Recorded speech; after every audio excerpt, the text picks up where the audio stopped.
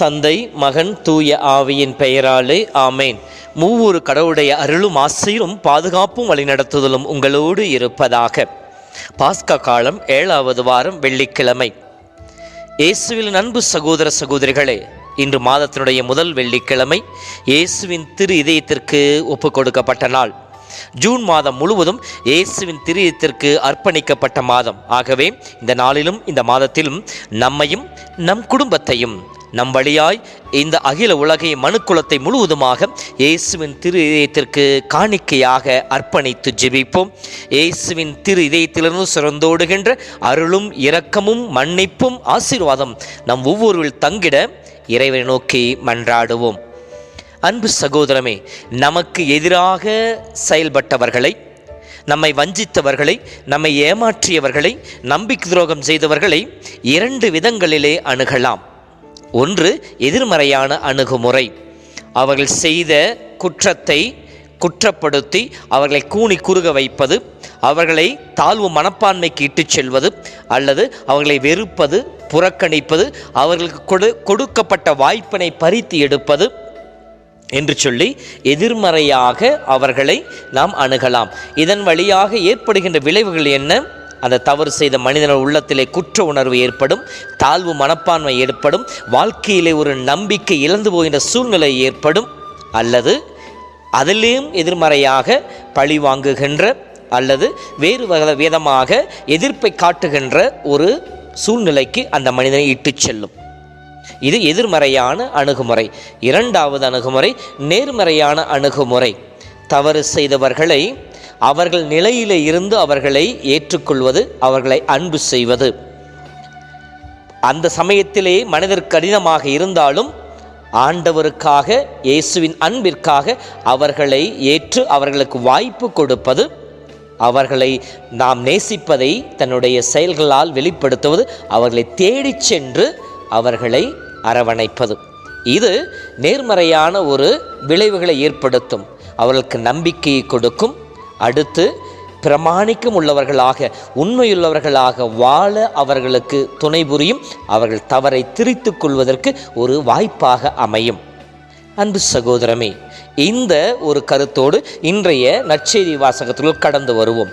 இந்த நற்செய்தி யோவான் நற்செய்தி 21ஆம் அதிகாரத்தில் 15 இருக்கிற வசனங்களில், திபேரிய கடலிலே இயேசு சிலர்களுக்கு 3ஆம் முறையாக தோன்றுகின்றார். இரவு முழுவதும் மீன் பிடித்து ஒன்றுமில்லாமல் வெறுமையிலே கரையை நோக்கி வந்து கொண்டிருந்த சிலர்களுக்கு காலை உணவு தயாரித்து அவர்களுக்கு பரிமாறி கொடுத்து தன்னுடைய உயிர்ப்பின் அனுபவத்தை அவர்கள் கொடுக்கின்றார். இது நடந்த பிற்பாடு நடக்கிற நிகழ்வுகள் தான் இன்றைய நற்செய்தியாக கொடுக்கப்பட்டிருக்கின்றது. இயேசு பேதுருவை தனியே அழைத்து அவரை நோக்கி கேட்கின்றார், யோனாவின் மகன் சீமோனே, மற்ற எல்லாரையும் விட நீ என்னை அன்பு செய்கின்றாயா என்று சொல்லி. ஏன் இந்த கேள்வியை கேட்க வேண்டும் என்றால், மத்தேயு நற்செய்தி 26ஆம் அதிகாரத்தை படிக்கின்ற பொழுது 33ஆம் வசனத்தில் பேதுரு ஒரு உணர்ச்சி வசப்பட்ட ஒரு வாக்குறுதி கொடுப்பார்.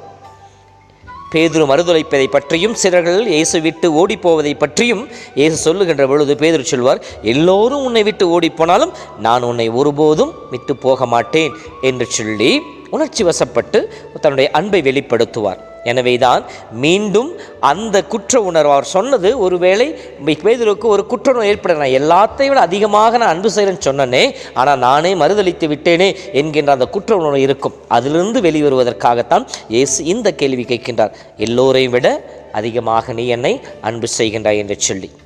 அடுத்து 3 முறை கேட்கின்றார், என்னை அன்பு செய்கின்றாய், என் அன்பு செய்கின்றாய் சொல்லி. இது எதற்காக? 3 முறை பேதுரு இயேசுவை மறுதலித்ததை, அதில் ஏற்பட்ட மன காயத்தை ஆற்றுவதற்காக 3 முறை இயேசு கேட்பதாக விளக்கங்கள் சொல்லப்படுகின்றன. எப்படி இருந்தாலும் இந்த நிகழ்வு இயேசு தனியே அழைத்து அவரோடு பேசுவது என்பது, ஏனெனில் இயேசு சீடர்களுக்கு முன்னால் சொல்லி இருக்கலாம், பேதுரு மறுதளிப்பதை பற்றி, எல்லோரும் விலகி ஓடுவதை பற்றி. ஆனால் பேதுரு மறுதளித்தது இயேசுவுக்கும் பேதுருவுக்கும் மட்டுமே தெரியும். எனவேதான் இயேசு தனியாக அவரை அழைத்து அவரிடம் என்னை அன்பு செய்கின்றாயா என்று சொல்லி கேட்டு அவருடைய உள்ளத்தில் இருக்கின்ற குற்ற உணர்வை எடுத்து போடுகின்றார். ஏனென்றால் விவிலியத்தை படிக்கின்ற பொழுது, எரேமியா புத்தகத்தை 18ஆம் அதிகாரத்தில் படிக்கின்ற பொழுது, தீயோர் அழிவதையா நான் விரும்புகின்றேன், அவர்கள் மனமாறி வாழ வேண்டும் என்பதை என்னுடைய ஆசை என்று சொல்லி, என் விருப்பம் என்று சொல்லி கடவுள் வெளிப்படுத்துகின்றார். இறைவனுடைய திருவுளத்தை நிறைவேற்ற இந்த உலகிற்கு வந்த இயேசுவும் யோவான் புத்தகம் 3:16 படிப்பதை போல தண்டனை தீர்ப்பு கொடுக்க அல்ல, மாறாக அதை மீட்கவே மானிட மகன் இந்த உலகிற்கு வந்தார் என்று சொல்லப்படுகின்றது. கடவுளும் இறந்து போனவர்களை, தன்னை விட்டு பிரிந்து போனவர்களை தேடி மீட்கவே வந்திருக்கிறேன் என்பதை தன்னுடைய போதனை வழியாக வெளிப்படுத்தியவர் இன்று வாழ்வின் வழியாக வாழ்ந்து காட்டுகின்றார். அன்பு சகோதரமே, நம்மை தண்டிக்க அல்ல, நம்மை மீட்டுக்கொள்ள வந்த கடவுள் இதோ மீண்டும் ஒரு வாய்ப்பை அளிக்கின்றார். இறைவன் கொடுக்கிற சந்தர்ப்பத்தை தக்க முறையிலே பயன்படுத்தி கொள்ளுவோம். உடைந்து போன உள்ளத்தோடு வாழ்வதை விட ஆண்டவரோடு இணைந்து அகமகிழ்வின் தைலத்தால் அச்சிக்கப்படுவோம். குற்ற உணர்வையும் தாழ்வு மனப்பாம் எடுத்து போட்டு இயேசு அன்பிலே நம்பிக்கை வைத்து அவரை தேடுவோம். ஒவ்வொரு அருட்சாதன வழியாக இறைவனோடு இணைந்து இறை அன்பிலே நிலைத்திருப்போம். நம்முடைய அருட்சாதனத்தை நாங்கள் நம்பிக்கையோடு தேடி வந்து உம்மோடு இணைந்து நீ தருகின்ற புது வாழ்வையும் அருள் வாழ்வையும் பெற்றுக்கொள்வோமாக. ஆமேன்.